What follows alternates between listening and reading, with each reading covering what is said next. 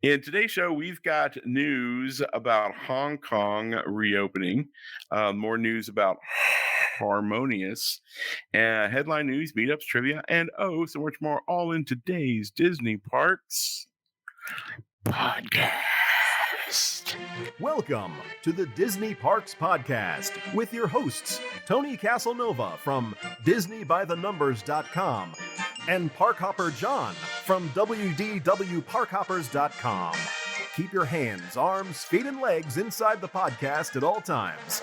And get ready for the Disney Parks Podcast. Hey guys, thank you so much for being here. Hey, if you missed last week's episode, you got to go check it out. We had our good buddies Heidi and Christy from Destinations to Travel. They were here with the whole episode. We had planned for like a regular show. We were only going to do like a little bit of time, but they did such a great job, answered all of our questions. Plus, we had some Q&A from the Peanut Gallery. It was awesome. They did a great job. We love having them on. If you're thinking about coming to Disney or doing any type of travel, you definitely want to go reach out to our friends like Christy and Heidi over at Destinations to Travel. The best way to get there is to go to DisneyParksPodcast.com/travel. There's a quick little survey that they're going to ask, and they're going to get some information from you. And someone from Destinations to Travel will get back in touch with you. So go check that out. Again, we want to thank Destinations to Travel for letting us have Christy and Heidi with us. They did an amazing job. They will do an amazing job for you planning your travel. And remember this, it doesn't cost you a dime. And trust me, if you have those moments where you need some help while you're traveling, they're the best people to have in your corner. So go check them out. Go to DisneyParksPodcast.com/travel. How you doing tonight? Good. How about you? Oh, great. My wife had living the COVID dream. Living the COVID dream. My wife had a little heart procedure last week, so we got through that on Wednesday. Thursday, Friday, Saturday were a little bit of a blur. Kind of started getting our wits about us yesterday, and here I am. Here you be. The only thing that I know is I got an alarm saying, "Hey, you got a podcast," and I was like, "Oh, it's Monday already! Wow, okay." So, how about you? How's your weekend? Did you do any fun? I went to that other place. What do they call that? Disney? No. Universal? Yes, that was it. You went to Universal? I went to City Walk. Yeah, went to City Walk. Really? Went to Big Fire Grill, the old home of Emerald. Yeah, how was that? They didn't do anything on the inside. They just, put in their kitchen and started making food. Completely unrenovated. In fact, you could see Emerald. They still had Emerald. Yeah, I think Emerald might have still been there in the back. Every now and then, bam. No, it's pretty good. They cook everything. Well, most everything on a wood fire grill. Most things are cooked in a cast iron pan, hence the name Big Fire Grill. Hey, but I will tell you this: game on at Universal. There is no capacity limits. There barely any masks wearing. It is just, have at it. Go ahead. Park's open. Go. Oh, that's awesome. I mean, I'm excited to hear that. Hope they're being safe, but it's great to hear. Not great to hear. No, they are not being safe. In any capacity of the word. It doesn't sound like they're being safe. Yeah. So it was fine. I wore my mask, washed my hands, got out, and I'm still up. Hey guys, just remember it's 2 more weeks till we flatten the curve. Yeah. Remember that? Remember when that was a thing? Yeah. And then Sunday. Sunday. Went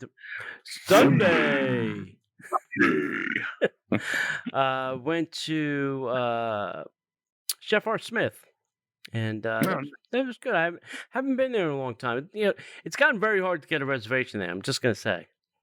Yeah. Anything you could do, Art, to get me a reservation, I appreciate. Oh, I'm sure that. And the other place is Marimoto. I was like, oh gosh, you know what? I haven't really been to Motos in a long time, so I'm gonna have to go back down my list. Start making a list, checking it twice. I want to start a dining bucket list. Yeah. Yeah, I think we need to start one. Okay. Like when Portillo's opens, the whiskey burger place I sent you, Yeah. White Castle when it opens again. Yeah. Um, if any of you people in the north are White Castle fans, yes, please. You may or may not know, but they're opening up the world's largest White Castle on Palm Parkway, just minutes from Disney Springs. Mm. So they opened up first downtown Orlando is their ghost kitchen. And what that really means is that kitchen will make the food that will be used in the restaurant once it's open. So they were like, well, we'll open up the ghost kitchen, we'll take some orders, yada, yada. Well, after 4 hours of being open on Friday, it crushed the restaurant and they shut it down. They canceled all the orders in the system, and they said, "We're done for the day. We just can't take this volume." So they're like, "Well, let's take another run at it." So the next day they open up, and within the hour they canceled all the orders and shut it all down again, and said, "Sorry, we really can't do this. We're a ghost kitchen. You have to wait till the restaurant opens." Wow. It's kind of like going to hell. Yeah, dear White Castle. If that's any indication of the demand, you better, whatever you're thinking about staffing, you better double or triple those numbers because you're going to get crushed. You will be crushed. You better have double, triple drive-through, mobile order, pickup lines. Right. You better have it all ready to go, my friends. Crush your enemies to the lamentation of the women. Yeah, and that's without tourists down here. Yeah, God help we were able to crush a ghost kitchen. Good for them. People were buying the Crave case. It's like 50 or 100, burgers. I'm like, I would have ordered a Crave case. I would have thrown it in the freezer. Sit down and buckle in, kids. Let me tell you what I did on Saturday. Sunday. Tell us. I went to the ANC Theater. And was it on fire? No, and some friends of ours rented out an entire theater for about 15 of us to see Raiders of the Lost Ark. And I cannot tell you how giddy I was to watch that movie that I've seen 100 times on a big screen. Yeah. Oh my God. I mean, when you watch it on TV, it's great. But man, I forgot how friggin' terrifying that movie is on a big screen. Like that one scene after they open the ark and the little angel thing is flying, and then she slows down and she looks at the camera. She makes like the skull. Yeah. Holy God. I mean, we're all like, everybody was like, okay, this is intense. It was just so good. So what was it like, just 15 of you in a theater that holds like 300? Because we're going to go do it in May for the podcast. We all pretty much sat together. We were all tossing popcorn at each other. Some M&Ms were thrown. I'm just saying. It was great. For some of us, we were chatting a little bit on some of the songs. We sang along. What the sucky part is they get through because they're still doing the theater stuff. So you have to sit through the preview stuff, not sit through the pre stuff with like Maria Menounos, and then you have to sit through the advertisers for the concession stand. Then you sit through the preview trailers, and then you sit through the during COVID. Make sure that you're wearing your mask. Make sure that you're washing your hands. Make sure that you're social distancing. And we're all like, Yeah, that's why I, when I used to go to the movies, I used to show up, 10, 15 minutes late, because it was all reserved seating. So I knew I was going to get my seat, right? So it didn't matter what time you show up, So once we got through that, though, it was great. Yeah. It was so great. The weird thing was some of us ordered like cocktails at the bar, and we could get our cocktail and walk it in. But you have to order via the app before your movie. And then they might take some orders during the movie, but I'm pretty sure we had to order beforehand. And then like they would bring it to you in a bag which is great for food, But the thing is like somebody ordered like a big drink, like a big Coke, Mhm. and it was in a bag, and the guy handed me the bag, and the Coke was in it. And I'm like, why is that Coke in a bag? It's got a lid. Why don't you just hand it to me, and I'll just hand it to my buddy Mike right down here. Mhm. He's like, no, I got the bag, everything. I'm like, why? Mm. So You know, no COVID gets on it. Didn't assuming you know, that John? yeah, there's so many things wrong with that picture, but yes, I get it. Mm. But yeah, that Because was the no only COVID could get on it while they were making it, pouring it, or putting it in the true. bag. That Only is act in the transportation to the theater can right. COVID get on it. That's right. I forgot that. You're right, Uncle Tony. But that I was the only weird just thing. want to state the CDC facts for you. Yeah, that's it. Well, if we want to state CDC facts, we're going to be here for quite a while. Anyway, so that was the only weird thing. We had a great time, and then afterwards, a few of us went over to Wolfgang and had So what's the is it the same process for candy? You have to order it and then they bring it to you? I believe that it is. I don't remember seeing anybody order candy, but the concession stand on the other end was open, so you could go through and buy stuff. Oh, you went in the yeah, okay. Yeah. Okay. Yeah, we went in the By the orange garage entrance. correct. Yeah, not the main. Yeah, which was not a problem. They scanned the thing and walked us right in. It was awesome. Yeah. Highly recommend it. Can't wait to do it in May. Yeah, I'll have to see what's playing. That'll be the thing. Yeah, it's gonna be awesome. It's gonna be awesome. Cool. I do know that maybe we'll go see a real movie if they'll let Temple of Doom. Yeah, that's gonna run us a little bit more than what the price is for an old movie. I found out what the price is for like the Bond film. Yeah.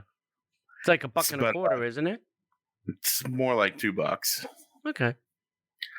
I might be able to live with that. We'll figure it out. Yeah. But I did hear a rumor that they're going to bring they just got done with Raiders of the Lost Ark, and they're going to go to Temple of Doom. So I want to go see Last Crusade because it's Sean Connery. Sean Connery. Be careful what you're shooting here, Sonny. Certain things don't wrap well with bullets. We named the dog Indiana.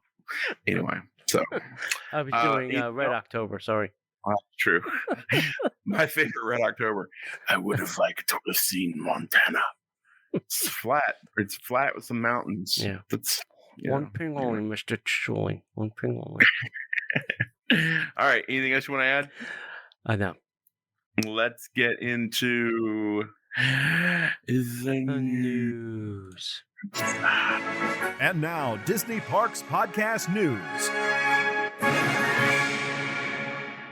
Disney is pleased to share that Hong Kong Disneyland announced that the park will officially reopen on February 14th. So I guess it's open? Yes. This is older news. Yeah. But in honor of Hong Kong Disneyland's 15th anniversary, guests will be able to experience the new Castle of Magical Dreams, the reimagined centerpiece for Hong Kong Disneyland Resort, and attend the special celebration of the resort's anniversary. During the celebration, guests enjoy new exhibits and audio tours to tell more about the castle's transformation, as well as enjoy exclusive merchandise and food and beverage offerings. In alignment with the latest guidance from government and health authorities, the resort will continue to implement enhanced health and safety measures, including required face coverings and physical distancing. These measures will continue to be reviewed and adjusted based on the latest governmental regulations. I love that we can't just have a news article. We have to always end it with the COVID promo. Yeah, well, that's the way it is. Yep. And that's the news today. Are you trying to do Walter Cronkite? Was that a bad Walter? It sounded like you were trying to do Sean Connery going Miss Moneypenny, but it sounded like it was Walter Cronkite. It was Walter Cronkite with a little Sean Connery. Little Sean Connery in him? Yeah. If Walter Cronkite ate Sean Connery, that's what it would have been. All right, let's talk about Harmonious. Listen, you have to go to the Disney Parks blog for and look for the recent blog post they did on this, and I want you to look at the video. Yeah, because it's like OMG, this 6-foot tower ring has got more crap jammed in it than you could imagine. There's plumbing, there's piping, there's fountains, there's lights. Everything, like all of the fountains will be articulating.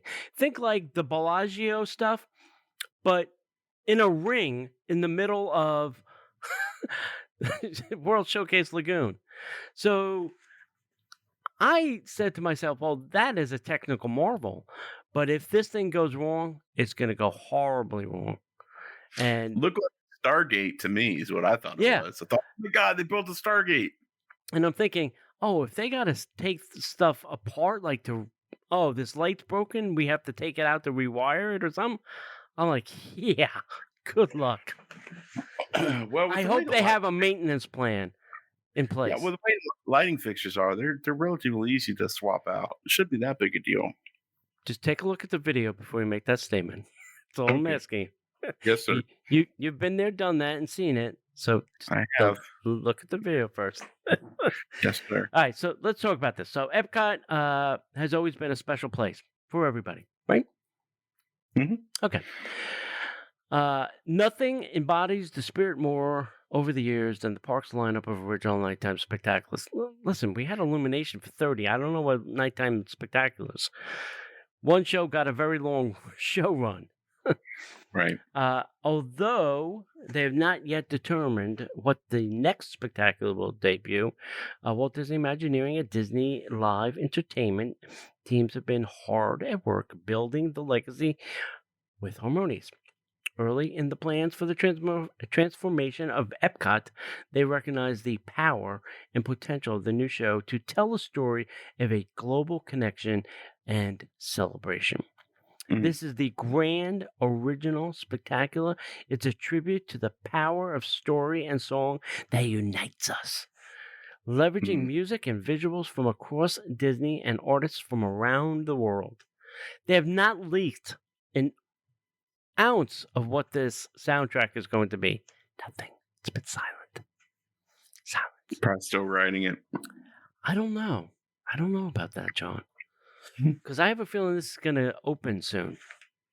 But remember, this was supposed to be all of the Epcot song, the Epcot songbook in one show with Disney characters or Disney IP.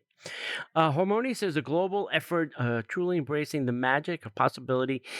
In the recent weeks, Disney Live Entertainment technical designers across the country have been programming various elements of the show, from media and fountains to lighting and pyrotechnics. If you live in or around the area, I know they've been testing a lot of the lighting. I've seen videos, and I think there have even been a couple of bang-bangs at night. Where they've been, testing some of the pyros. So if you're living in the area and you're out, I think they're doing this around 10 o'clock at night. So if you live in the area, get outside with your camera because things are going to be happening. They've also been working in a completely virtual environment. The music producers at Walt Disney Imagineering have been remotely directing recording sessions in an incredibly diverse array of musical artists performing in studios around the world. Once complete, that is the only thing we've heard about the music so far. Once complete, Harmonious will be one of the largest nighttime spectaculars they've ever produced. Wow. They've been busy setting the stage of this innovative toolkit, preparing each of the show's 5 floating platforms to take place in World Showcase Lagoon. Positioned like a compass, these platforms house the primary show equipment for Harmonious, and on the recently placed center platform stands an iconic 6-story tall central ring structure supporting a high-density water curtain, providing a high-density water curtain, moving lights, fountains, and more. It's a Stargate. So this center ring is going to be a giant projection screen. And then there's the LED panel barges, and then those 4 half rings, which I think will kind of be fountains and lights, from what I can put together so far. I wonder how they're judging largest nighttime spectacular compared to like what they've done over at Disneyland with World Isn't of Disney. yeah, like isn't World of Color? I mean, that's huge. Yeah, World of Color. When I say Yeah, World of Disney. takes the Yeah, World whole of Color is lagoon. ginormous. Yeah, Yeah. So I'm like, well, how do you define this? Because it can't be size because, all the fireworks are, well, it can't yeah, be this because look at World of Color. So yeah, I'm interested to seeing how this plays out. yeah. I can't wait to see it. I think the name is god awful, but you know what? Mm, It's not my yeah, call. But hey, they could probably win me over. I'm sure the show's going to be amazing, yeah. and we're going to be. The good news is we're all going to be so starved for an amazing nighttime show that no It matter could be what the they put out, worst thing on earth, and we'll go, that was we'll be like, fantastic. that was amazing. Thank you, God, for this. Yeah. So, I also if there's think they've been. I think there's going to be fireworks from the pavilions as well. I think in the concept art, it looks like fireworks are coming from some, places. And here's the good news: Morocco's back in because it's not run by Morocco, so they can do whatever they want now in Morocco again. light the Turn fires, on the lights, shoot off the fireworks. that's right. That's right.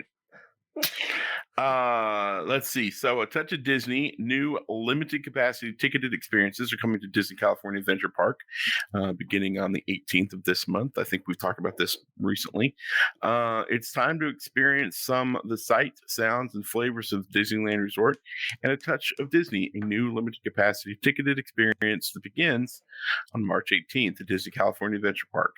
A Touch of Disney offers some of the world famous food and beverage from around the resort, plus a chance to see Disney characters shop for the latest Disney merchandise and pose at unique photo locations. While you explore the park, capture photos at iconic locations, and discover new photo-worthy spots, some that are available only if you attend A Touch of Disney. You might even catch a wave from Mickey Mouse and see some of his pals in unexpected settings. Mater and Lightning McQueen may be seen in Cars Land, or Joy and Sadness at Pixar Pier to set the stage for A Touch of Disney, which is a new specialty curated soundtrack of reimagined Disney songs that will be broadcast throughout the park, along with updates and reminders about many can't miss experiences. However, the attractions are going to be remaining closed, so you can walk around. This is what blows my mind. You can walk around, you can eat, you can drink, you just can't ride. You can walk, eat, and drink, but you can't ride. What do you think Disney paid to the Governor Newsom reelect campaign to open these parks without anything open? I have no idea, but I'm sure it was exorbitant. So here's the basics of what you need to know. This begins on the 18th of March and will be offered Thursdays through Mondays from noon to 8 p.m. The introductory $75 ticket includes admission, parking for the experience at Mickey and Friends parking structure, unlimited downloads of Disney PhotoPass photos taken during the day of experiences, and a $25 A Touch of Disney dining card valid towards the purchase of food and non-alcoholic beverages, subject to restrictions including not being valid for alcohol. Ticket prices are subject to change. A Touch of Disney tickets will be available on Disneyland.com beginning March 4th. For select days from March 18th through April 5th. Tickets for the experience will then be released for dates on a rolling basis until the experience ends. Tickets will be purchased in advance and online, Disneyland.com, for a specific date, again, subject to availability.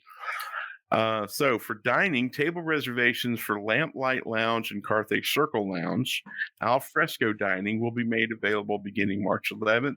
Table reservations do not provide admission to A Touch of Disney, and dining at those locations requires a Touch of Disney ticket that is valid on the same day as the table reservation. Reservations are recommended, and additional details are coming soon.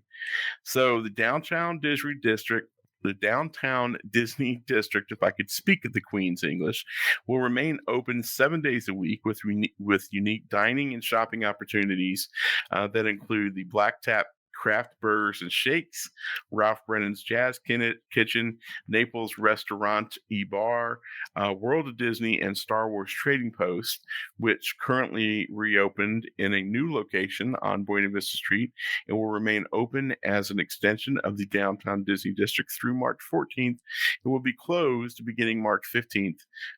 Beginning March 18th, Buena Vista will become part of A Touch of Disney. So, hey, at least there's something. Good for you guys. They're charging you $75 and then giving you $25 back in a food gift card. Free parking. So that you can go to a park that's still really closed. Okay. It's just very interesting. I no doubt will tell you that this is going to sell out every night or every day. Absolutely. It's going to be a sellout because pass holders are like, well, I don't have to give you my $1,500, so $75 is great. Here's a bunch of the $75 things you can have. Yeah, it's crazy. Yeah. All right, Disney World is tightening the noose around your face a little bit more. They've updated their policy for face covering in any of their restaurants. And the change in wording now states that face coverings can only be removed while actively eating or drinking. Face coverings must be worn while you're standing, waiting, or sitting in dining locations. This wording shifts away from the initial policy that stated that masks can be removed when seated while eating or drinking, and it leads one to think that guests must now, even while seated at the table, you're looking at the menu, you must have your mask on. Okay? And if you're waiting for food, your mask will be on. You only take it off to eat, and then you put your mask back on. Right. Because for the last however many months, we haven't had this problem. So, and I just saw a news report that said that as states start easing restrictions, the COVID cases have been going down. So now Disney's jacking up the responsibility. So we did not have this problem last night. We went somewhere after we went to go see the movie. Not a Disney restaurant, though. Oh, okay. I thought it was any restaurant on property. So they'll only make you do this for Disney restaurants? I think this is only the Disney owned and operated. Because I think the other restaurants, the third parties, have a little leeway in what they can or cannot do in their restaurants. Let me paint a picture for you. These Disney-owned restaurants will probably be seeing a little bit of a decrease in patronage. Oh, God, yes. I'm not going to one. Yeah, it's crazy. Oh, boy. No. What do you guys think in the chat room? Yeah. Does it make you feel safer or less safe? Or does it really matter that now you have to wear a mask while you're sitting there chatting amongst your family and friends that you were probably riding in a car with? Well, I guess Disney was listening to conversations in restaurants where people like myself might have said things like, oh, the virus will only get me when I go to the bathroom. It won't get me while I'm eating. Well, when you're walking to the bathroom, there was never a time that you weren't allowed to wear your mask. But when you're sitting at a table, you're well over 6 feet away from anybody, and you're only sitting with a group of people that you probably have been and they contact weren't sitting anybody else to the left or the right of you in most cases. Right. So it just doesn't make sense. Yeah. And trust me, I have been yelled at by more than one cast member because I didn't have my mask on at the right time. They're not going to let you slide on this. Yeah. They're going to get you. Like I had a drink in my hand, drinking the drink, and I was being yelled at because I didn't have my mask on. I'm like, well, how do you want me to take a drink? Yeah. They said, well, then you stand somewhere in a corner and take a drink. I'm like, no, thanks. Nobody puts baby in a corner. Nobody puts baby in a corner. All right. So, hey, if you'd like to support the show, you like what we do here, and you want to help us out, help us to stay on air, the best thing I would do is go over to patreon.com/Disney Parks Podcast. And you can sign up to be one of our patrons. Now, it doesn't cost a lot each month, but what you're doing helps us out tremendously. Like, we've got events coming up, like we've talked about, and some of the events we're talking about here in the next bit are going to cost us a little bit of investment, and that's where you guys can help us out with that. Plus, we also have to pay for hosting and some other things throughout the year. So you could come in at whatever level, and there is an opportunity to have not one, not two, but 3 extra shows each and every week that you can't hear anywhere else. And we would love to do that for you. There's also a level where you get all 3 shows plus all the bonuses, and you get subscribed to the Disney by the Numbers T-shirt club. This is more. Where I was going to say, you're not representing, where you can get your very own Disney by the Numbers T-shirt delivered directly to your door. You don't have to do anything. It just shows up. Plus, if you'd like to support us, you can sign up and you can save 10% if you pay for the entire year in advance. That'll save you a little bit of money. And if you sign up, or if you go up another level, we'll send you out a hand-stitched Pixar hat collector's item. There's only a handful of these left. Go ahead and sign up for that and get your Pixar hat. All you have to do is go to patreon.com/Disney Parks Podcast and sign up, and we would appreciate you. Plus, that gives you access to our live recording that we do every Monday night here on Facebook at 7 p.m. So you could get 2 live shows in one day. Check that out. So go over to Disney Parks Podcast /DisneyParksPodcast.com/Patreon and sign up today. All right, let's talk about meetups. This Saturday, we are going to Geyser Point, 7 p.m. That's at Wilderness Lodge. We're going to watch the Electrical Magic Parade, Electrical Water Pageant Parade thing. We'll have cocktails, whatever, yada, yada, yada. 7 p.m., Geyser Point. Be there, be square. If you are going to come, please go to facebook.com/Disney Parks Podcast and kind of RSVP, just so that we have an idea about how many bodies to expect, so we know that we can allocate the right space for everybody. Because we do want to kind of be socially distant if we can. May 29th, like John said, we're going to go to an AMC movie. It's going to be on us. So we'll find out. I'll probably wait till it gets a little bit closer and then, find out what movies will be there. We'll pick a movie and then sign everybody up. Like John said, it's only for 20 people, so that will be a little bit limited, but it will be on us. August 7th, we are going back to Ravello for breakfast. Stay tuned for more details on that. And then December 11th, we are doing our monorail call. Assuming there's monorails and Christmas, we'll, do something. We didn't do a trivia question last week, so this week's trivia question is this. Who is the only Disney villain to never appear on screen throughout the entire length of their respected movie? So what villain is never seen on film for the entire length of their respective film?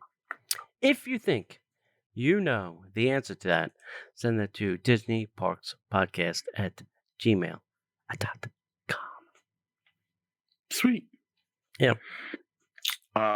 Hey, Tony. Yes, John. There's been some new additions at the entrance to Epcot. It's actually starting to look like a park. I know. It's cemetery. Great. The newest additions in the ongoing reimagining of Epcot's entrance area have been installed. 12 flagpoles. Woohoo! Who would have thought we got excited about flagpoles?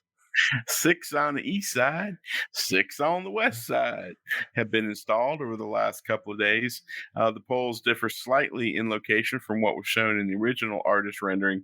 Instead of flanking the perimeter of the area, the flagpoles now take a more central and prominent position. Mm-hmm. Each pole features uplighting at its base, and the flagpoles vary in height. What flags do you think you're going to put there? They got 12. I'm assuming the ones that are in World Showcase. Oh, that's a good point. Yeah. So it's Yeah. just 12? Yeah. There's 11 Yeah. countries plus the United States.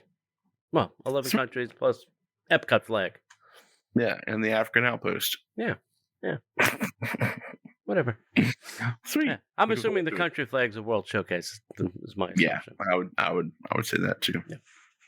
It's really starting to look like and these I think are pretty close, and somebody has to send me the picture. Maybe I'll reach out to a guy on Facebook, Bill Cotter, if he's got original photos. These are pretty close, I think, to the location where the original flags were. They used to fly in the front of the park. So I think they moved them from the artist drawing back to more of the closer to the original location where these flags used to be. It's beginning to look a lot like Epcot. That's great. Yeah, listen, it's a long time coming. Yes. Hey, if you're flying to Alani, I got good news for you. A really good news. Yeah. There's now an exclusive lounge at the Hawaii airport. So guests traveling to and from Alani, a Disney resort and vacation villa, can take advantage of a private lounge at the Daniel K. Inouye? What? What? I'm sorry, I'm not in that news. Hang on. International where? Airport, whatever. Yeah. The Ko'alana Club Lounge, located on the first floor of the airport's main terminal, offers a comfortable space for travelers to unwind before or after their flight while staying at select Ko'alana resorts. The space will be open from 11 a.m. to 9 p.m. Probably pretty good. It includes complimentary Wi-Fi, charging stations, beverages are available for purchase. Access is offered exclusively to guests of the Alani Marriott Ko'alana Beach Club, the Four Seasons Resort on Oahu. Oahu? Oahu.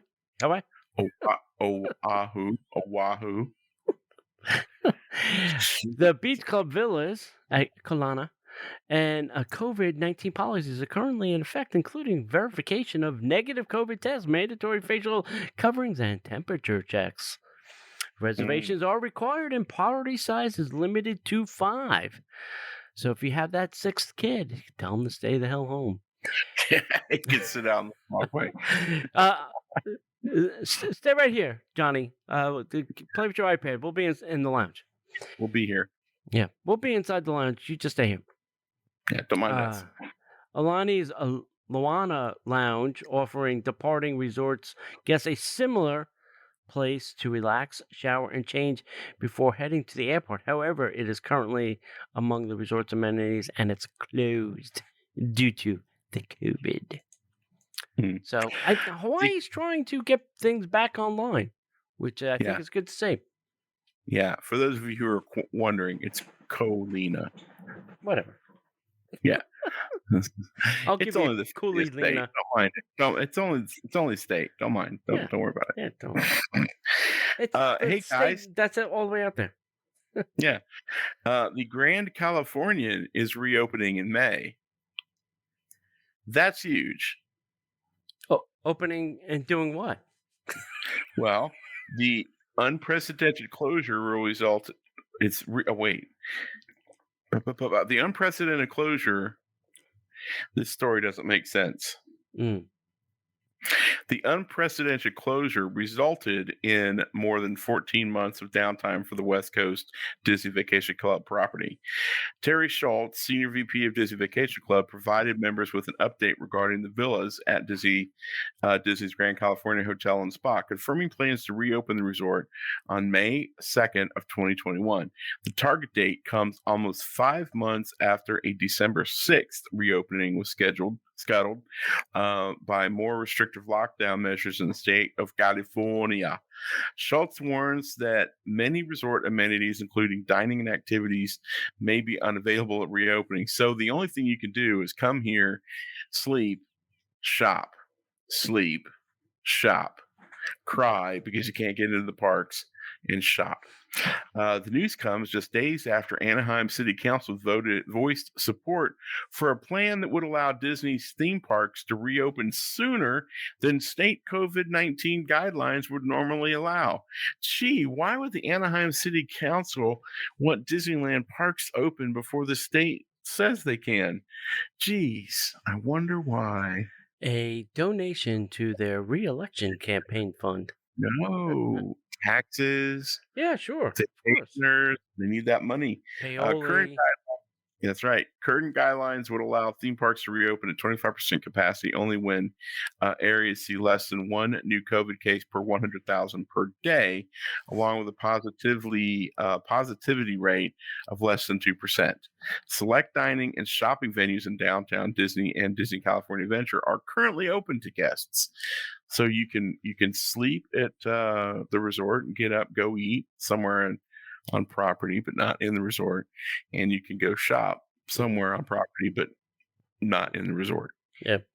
And just because you're staying there does not guarantee you entrance into the California Adventure, whatever they're calling that thing, for $75. The Taste of Disney? Yeah. Yeah, Taste of no, Disney. you still Yeah. have to buy a You ticket. still have to buy a ticket, yeah.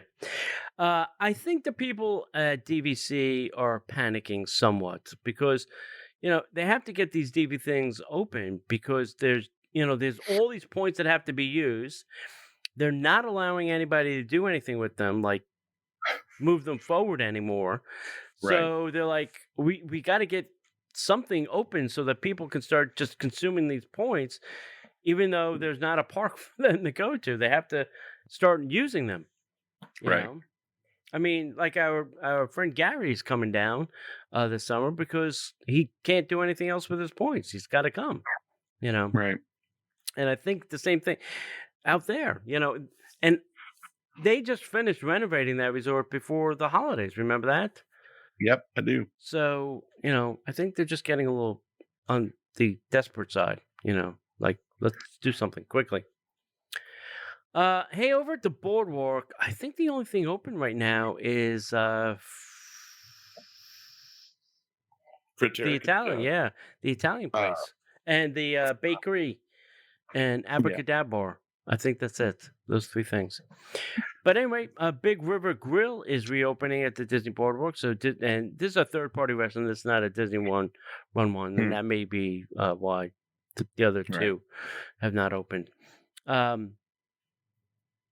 So if you're staying at Boardwalk or Beach Club or any of those over there, Big River Grill and Brewing Works finally reopened more than 11 months into its COVID shutdown. Hours are from 11 a.m. to 10 p.m. most days, with extended hours until 11 p.m. on Friday and Saturday nights.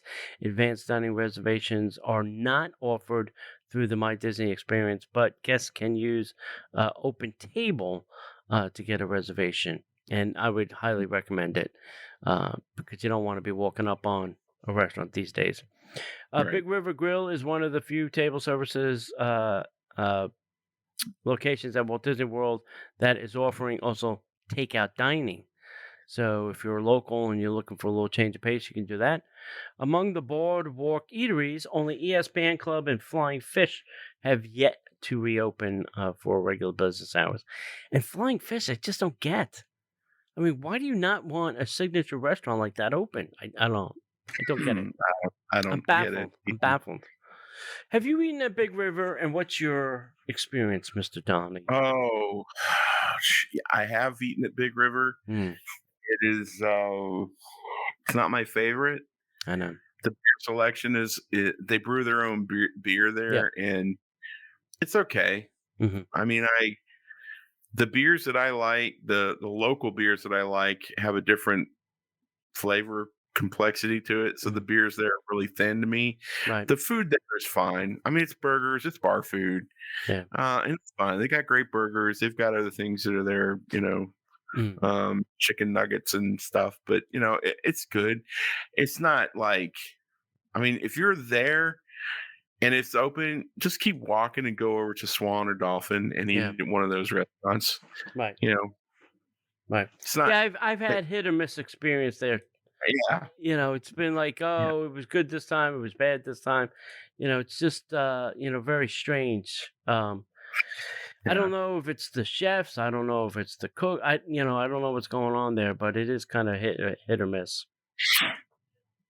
Yeah. Yeah, it's not. It's like you said, it's very hit and miss, and and I hate that because it's a great location. I Right. love the thinking behind it. It's just not my thing. Yeah. Yeah. Reservations are now open for Disney Junior Play and Dine at Hollywood Studios. Nice. Because this is cool. Good news for parents who love Hollywood Studios. Disney Junior Play and Dine Breakfast is returning to Hollywood and Vine. Its character dining experience has been closed since the park's shuttering last March, but will be reopening with health and safety measurements to keep little ones entertained on your next visit. On March 22nd, characters such as Fancy Nancy, Vampirina, and Doc McStuffins will be making the rounds in the dining room as guests enjoy their breakfast. The experience used to be a buffet, but is now an all-you-can-eat a la carte menu. So you can start with shared pastries like caramel monkey bread, croissants, and mini muffins. Entrees include pancakes, hazelnut spread, stuffed French toast, a toasted open-faced salmon bagel, 4-egg cheese omelet, Swiss smoked Gouda, and cheddar. What's the fourth cheese? Gouda? Oh no, a 4-egg cheese. There's 4 eggs. 4 3 eggs. cheese. 3 cheese. Yeah, gotcha. And a on a partridge in a pear tree. plant-based frittata.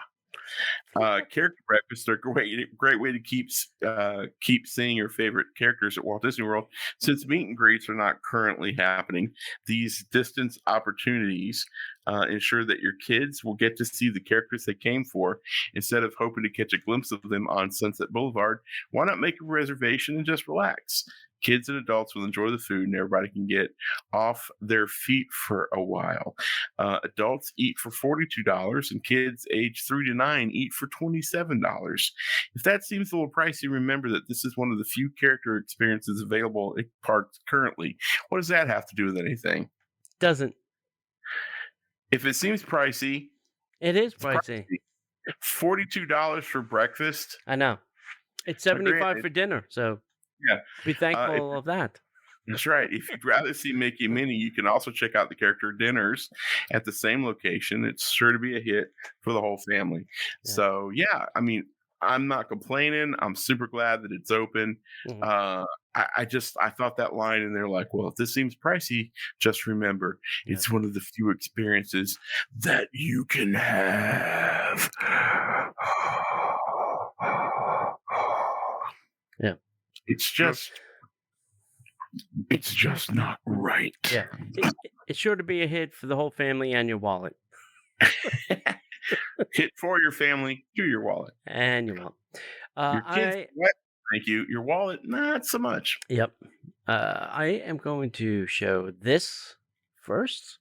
Hey-yo.